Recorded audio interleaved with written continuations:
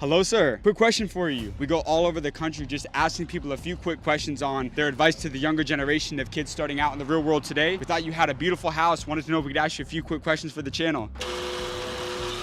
Hey, he opened that up, so. And you guys see the Lamborghinis, got the Aston Martin out. Got a whole bunch of cars. We got to figure out what this guy did to be able to put himself here. Excuse me, sir. Is this your house? It is. What do you do for a living, man? I own a... Los Angeles is the #6 city in the entire world with the most millionaires. Today, we're gonna be going all over Los Angeles, Bel Air, Beverly Hills, and Calabasas, asking multi-million-dollar homeowners how they became successful and how you can start your path to becoming wealthy in 2023. We're right now in the hidden hills of Bel Air, one of the most expensive and wealthy neighborhoods in the entire country. And with that being said, let's get this video on the way.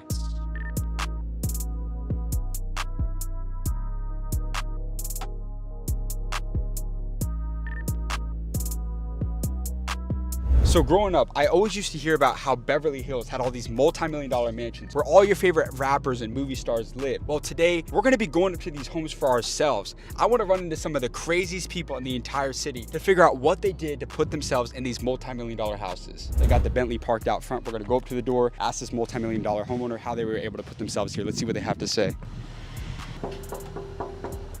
Excuse me, ma'am. Quick question for you. My brother and I, we go all over the country. We're based in Austin, Texas. We grew a channel to over 2 million followers where we go all over the country just asking beautiful homeowners a few questions on their advice to the younger generation. Wanted to know if we could ask you just a few quick questions for the channel. I'd love to. Come on in. Is that cool? Yes. Thank you so much. Appreciate that. Thank you. How long have you been an entrepreneur for?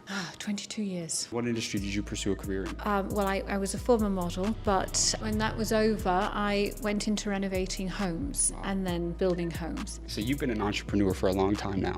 Over that period of time, what's the greatest lesson about entrepreneurship that you've learned that you pass on to someone who's about to start their first business in 2023? Well, one of the things that I love to teach my son is take a risk. Take a risk. You know, I had nothing, and I just believe that if you believe in yourself and you believe in what you do, then the chances are you will be a success. What would you say has been the most amount of money that you've ever generated in a single year? Cover your ears, cover your ears, cover your ears. Well, my last property I made 3.5 million on my last property. That's incredible. Look at that face, look at the face. Now he definitely wants to come into my business, don't you? Yes. Wow. But I'll make more on this one. How are you able to scale from 6 to 7 figures and then just from beyond there? Yes. So I was very lucky that I was able to reinvest my profit over and over and over. And what that did was that allowed me to get larger and larger and larger. And then the other thing that you can do is do a 1031 exchange. And what that does, it allows you to push out your taxes because you roll in your profit into your next build. So that just allows you to go bigger and bigger and bigger. Eventually, you're going to say, okay, I've got to stop now. Yeah. But yes, that's a very handy tool as well. And my final question for you, you've got one of the most beautiful houses I've been in. This is a multi-million-dollar house. What would you say is the best advice that you'd pass on to the younger generation? Well, I'm a great believer in hard work pays off. And so he actually has my gene. He is me, he's my mini me. So hard work, stay focused. I tell him this every day, don't I? Know your goal, focus on the goal, and don't stop until you get there. I love it. Phenomenal advice. Great interview. Thank you so much for very your time. I much. really appreciate that. Gio, thanks for joining us, man. All right, you guys, that was an absolutely insane experience. She invited us into her house, was a former model, and is now a real estate developer in Los Angeles, one of the most competitive industries to be in. And she is a multi-millionaire. She's an absolute mogul. Had her son out to teach him the financial lessons, but you can tell he's gonna be very successful one day. Los Angeles is absolutely insane, man. Keep this going. Hello, sir. Yeah? Question for you. Thought you had a beautiful house. Want to know if we could ask you just a few quick questions. No, I would like to opt out. What's that? I would like to opt out. No worries, sir. Have a good day. All right. Even though we started the day off with a crazy first interview, over the next 6 hours, we had no idea what was coming our way. Hi, my name is James Dumoulin. Wanted to know if we could ask you or someone a few quick questions on your advice to the younger generation. You know, I'm kind of busy right now. Why don't you just move on? And I just don't really have time right now. No worries. Damn it, bro. Hi, ma'am.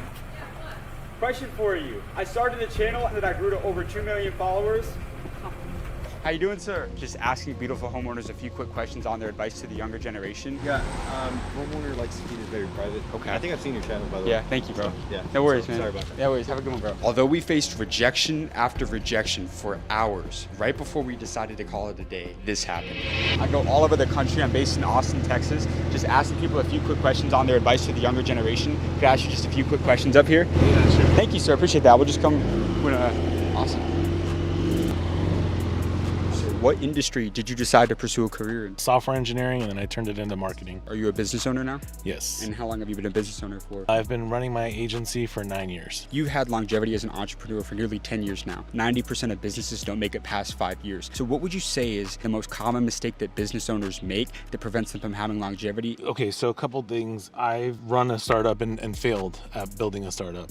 And the company wasn't a huge success. It ended up being acquired, but ultimately, like, it wasn't the multi-billion-dollar company I expected it to be. And in those days, it was like, don't get down on yourself, don't start second guessing yourself, and just keep working at it. Every single day is a new day, and you can do something new with that. You can always keep trying to move forward. And I think that's like the biggest thing, is like keep moving forward with everything that you're doing, right? Like, if there's a mistake that you made, or you don't see sales going the right way, just like keep trying and keep pushing at it and trying to figure out like what you can do to get to that next level. But also, like, make decisions. I think the biggest thing that's helped me in my career has been, I'm very quick to make a decision. I feel like I can make a decision in a split second, and I don't overthink things and don't worry about too many things. I just jump right in. Early on, I always just was like, I hustled. I figured out how to like get stuff done, and I never took any shortcuts, is what I'll say. You've got great advice. Thank you so much for your time, sir. I appreciate you. Yeah, And one last final thing, any advice to someone who wants to own a Porsche one day? This is a multi-$100,000. This is a lot of people's dream car. Any advice? It's my dream car. When I was a kid, I actually used to always go to the auto show with my dad, and I'd get the 911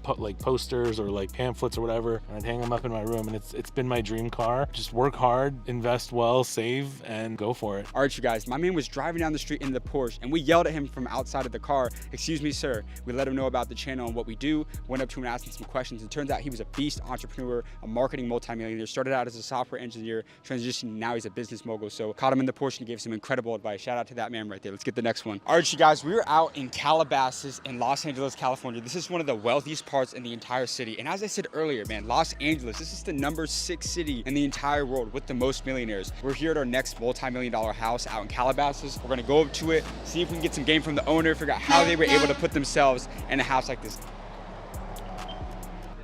Hello, sir. Quick question for you. My 2 friends and I, we started a channel in Austin, Texas that we grew to over 2 million followers. We go all over the country just asking people a few quick questions on their advice to the younger generation of kids starting out in the real world today. We thought you had a beautiful house. Wanted to know if we could ask you a few quick questions for the channel. Oh man, I love Austin, of course, man. I'd love to help you guys out. That's amazing. Is it cool if we come in? Hey, he opened that up, so. You guys see the Lamborghini, he's got the Aston Martin out. Got a whole bunch of cars. We got to figure out what this guy did to be able to put himself here. How you doing, sir? Hey, what's up? Man, you got a beautiful house here. Thank you. Are you from Los Angeles originally? Well, I was born in Colombia. I came here when I was 6 years old. How did you end up in Los Angeles? So my parents, they had this dream to come to the U.S. and unfortunately it became a nightmare because 2 weeks after we came to the U.S., our home got raided by law enforcement and both my parents ended up in jail. How were you able to bounce back from that? Kind of like going through that at an early age? Like what was the turning point that really allowed you to kind of build all of this? Well, at 10 years old, when they really put my dad away for a long time, I made him a promise that I'd take care of the house. And I became the head of household at 15 years old. And I got a chance to start working early, and then I started hustling. You got a super nice spot here. This is a multi-million-dollar home. Could we check out the spot a little bit inside? Check it out. Awesome.